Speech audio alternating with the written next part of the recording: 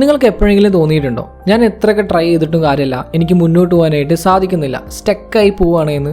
ഗോൾസൊക്കെ set ചെയ്യുന്നുണ്ട്, നന്നായിട്ട് work ചെയ്യുന്നുണ്ട്, വലിയ സ്വപ്നങ്ങൾ കാണുന്നുണ്ട്, ബട്ട് എന്തോ ഒന്ന് പുറകോട്ട് വലിക്കുന്നുണ്ട്. ആ എന്തോ ഒന്ന് നിങ്ങളുടെ ബ്രെയിൻ ആവാം. ബ്രെയിൻ എന്ന് പറയുന്നത് ഒരു ഇൻക്രെഡിബിൾ ആയിട്ടുള്ള ഓർഗനാണ്. അതിന് അമേസിംഗ് ആയിട്ടുള്ള ഒരുപാട് കാര്യങ്ങൾ ചെയ്യാൻ പറ്റും. ബട്ട് ചില സമയത്തുണ്ടല്ലോ ഇതേ ബ്രെയിനാണ് നമുക്കൊരു തടസ്സമായിട്ട് നിൽക്കുന്നത്. ഇന്ന് നമ്മൾ നോക്കാനായിട്ട് പോകുന്നത് നിങ്ങളുടെ ബ്രെയിൻ നിങ്ങളെ പുറകോട്ട് വലിക്കുന്നതിൻ്റെ ചില കാരണങ്ങളെ പറ്റിയും ആൻഡ് അതെങ്ങനെ ഓവർകം ചെയ്യാം എന്നൊക്കെയാണ്. Hello friends, it's me your brother and welcome back to another great episode. So ആദ്യത്തെ കാര്യം നമ്മളുടെ കംഫർട്ട് സോണാണ്. നമ്മളുടെ ബ്രെയിനിന് നാച്ചുറൽ ആയിട്ടുള്ളൊരു ടെൻഡൻസിയാണ് കംഫർട്ട് സോണിനുള്ളിൽ തന്നെ നിൽക്കുക എന്നുള്ളത്. നമുക്ക് പരിചയമുള്ള ആ ഒരു സോണിൽ തന്നെ നിൽക്കുക, ഒരു സേഫ് ആയിട്ടുള്ള ഏരിയ പോലെ. അവിടെയുള്ള എല്ലാതും നിങ്ങൾക്ക് നന്നായിട്ട് അറിയാം, എല്ലാം പ്രെഡിക്റ്റ് ചെയ്യാൻ പറ്റും ആൻഡ് ഒന്നിനെ പറ്റിയും പേടിക്കേണ്ട ആവശ്യമില്ല. നല്ല തണുപ്പുള്ള സമയത്ത് നല്ലൊരു ബ്ലാങ്കറ്റ് കിട്ടുന്ന പോലെ വളരെ കംഫർട്ടാണ്. പക്ഷേ ഉണ്ടല്ലോ, ഇങ്ങനെ കംഫർട്ട് സോണിൽ നിന്നാൽ നമുക്ക് ഗ്രോത്ത് ഉണ്ടാവില്ല, നമ്മൾ റിസ്ക് എടുക്കില്ല, പുതിയ കാര്യങ്ങൾ ലേൺ ചെയ്യില്ല, എക്സ്പ്ലോർ ചെയ്യില്ല. അതുകൊണ്ട് തന്നെ നമുക്ക് ഒരുപാട് ഓപ്പർച്യൂണിറ്റീസ് മിസ്സാവുകയും ചെയ്യും. വളർന്നു വലുതാവാൻ കഴിവുള്ള ഒരു മരത്തെ ഫുൾ ടൈം ഒരു ചെടിച്ചട്ടിയിൽ വെച്ച് വളർത്തിയാൽ എങ്ങനെയുണ്ടാവും, അതേപോലെ ആയിരിക്കും നമ്മളുടെ ഫുൾ പൊട്ടൻഷ്യൽ അച്ചീവ് ചെയ്യാനായിട്ട് സാധിക്കില്ല.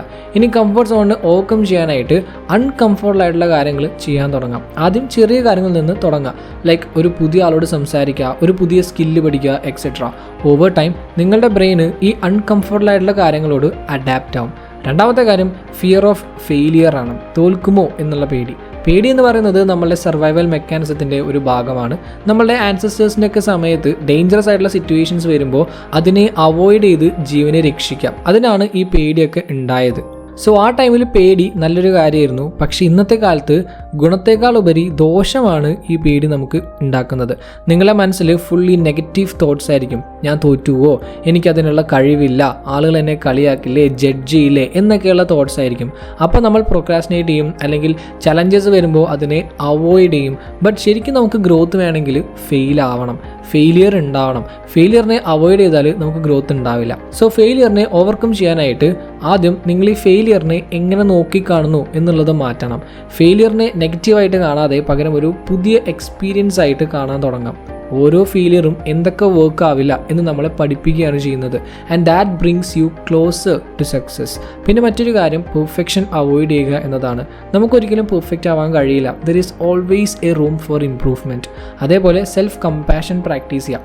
ഒരു തെറ്റ് പറ്റുമ്പോൾ നിങ്ങളിങ്ങനെ ബ്ലെയിം ചെയ്തുകൊണ്ടിരിക്കരുത്, ജസ്റ്റ് ആക്സെപ്റ്റ് ഇറ്റ്. ബാക്കി കാര്യങ്ങൾ പറയുന്നതിന് മുമ്പായിട്ട് ഒരു ചെറിയ കാര്യം പറഞ്ഞോട്ടെ. നിങ്ങൾ കീം എക്സാമിന് പ്രിപ്പയർ ചെയ്യുന്നവരാണെങ്കിൽ നിങ്ങൾക്ക് കോളേജ് ദോസ്തിൻ്റെ വാട്സപ്പ് ചാറ്റ് ബോട്ട് വളരെ യൂസ്ഫുൾ ആയിരിക്കും. ഇത് യൂസ് ചെയ്തുകൊണ്ട് നിങ്ങൾക്ക് കീം എക്സാമിന് വേണ്ട ഡോക്യുമെന്റ്സ് എന്തൊക്കെയാണെന്ന് അറിയാൻ പറ്റും. അതേപോലെ കീം എക്സാം കട്ട് ഓഫ്സ് അറിയാം, സീറ്റ് അലോട്ട്മെന്റിന്റെ ഡീറ്റെയിൽസ് അറിയാം. അങ്ങനെ കീമിന് ഹെൽപ്ഫുൾ ആവുന്ന കുറേ കാര്യങ്ങൾ ഇതിലുണ്ട്. കംപ്ലീറ്റ്ലി ഫ്രീ ആണ്, ലിങ്ക് ഡിസ്ക്രിപ്ഷനിൽ കൊടുക്കുന്നുണ്ട്. Back to video. ആൻഡ് മൂന്നാമത്തെ കാര്യം നെഗറ്റീവ് ബയാസ് ആണ്. എന്ന് വെച്ചാൽ നമ്മളുടെ ബ്രെയിന് പോസിറ്റീവായിട്ടുള്ള കാര്യങ്ങളെക്കാൾ കൂടുതൽ നെഗറ്റീവായിട്ടുള്ള കാര്യങ്ങളിലായിരിക്കും ഫോക്കസ് ചെയ്യുന്നത്. ഇപ്പോൾ കുറേ ആളുകൾ നമ്മളെ കോംപ്ലിമെൻറ്റ് ചെയ്താലും നല്ല വാക്ക് പറഞ്ഞാലും ഒരാൾ വന്നിട്ട് നെഗറ്റീവായിട്ട് പറഞ്ഞാൽ നമ്മൾ ആ നെഗറ്റീവായിട്ടുള്ള കാര്യത്തെപ്പറ്റി ചിന്തിച്ചുകൊണ്ടിരിക്കും, അല്ലേ? അത് ഈ നെഗറ്റീവ് ബയാസ് കാരണമാണ്. ഇത് നമ്മളുടെ മനസ്സിൽ ഒരു കോടയായിട്ട് ഇങ്ങനെ നിൽക്കും. മുന്നോട്ടുള്ള പോസിബിലിറ്റീസ് നമുക്ക് കാണാനായിട്ട് സാധിക്കില്ല. ആൻഡ് ഇതൊക്കെ നമ്മുടെ കോൺഫിഡൻസിനെയും സെൽഫ് എസ്റ്റീമിനെയും ഒക്കെ അഫക്റ്റ് ചെയ്യും.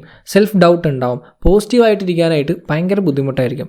ഇതെങ്ങനെ ഓവർകം ചെയ്യാം എന്ന് ചോദിച്ചാൽ നെഗറ്റീവ് ബയാസിനെ കൗണ്ടറാക്ട് ചെയ്യാനായിട്ട് ഗ്രാറ്റിറ്റ്യൂഡ് പ്രാക്ടീസ് ചെയ്യാം. നിങ്ങളുടെ ലൈഫിൽ താങ്ക്ഫുൾ ആയിട്ടുള്ള കുറച്ച് കാര്യങ്ങൾ ഡെയിലി എഴുതുക.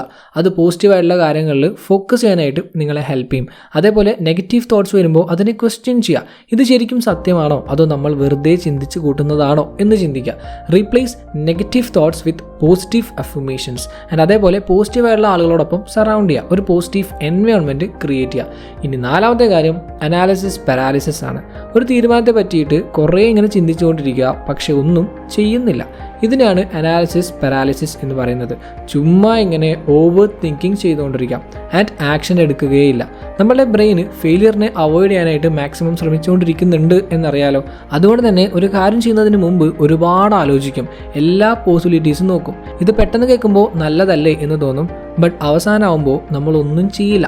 ഫസ്റ്റ് സ്റ്റെപ്പ് എടുത്തു വയ്ക്കാൻ പോലും നമ്മൾ മറന്നുപോയിട്ടുണ്ടാകും.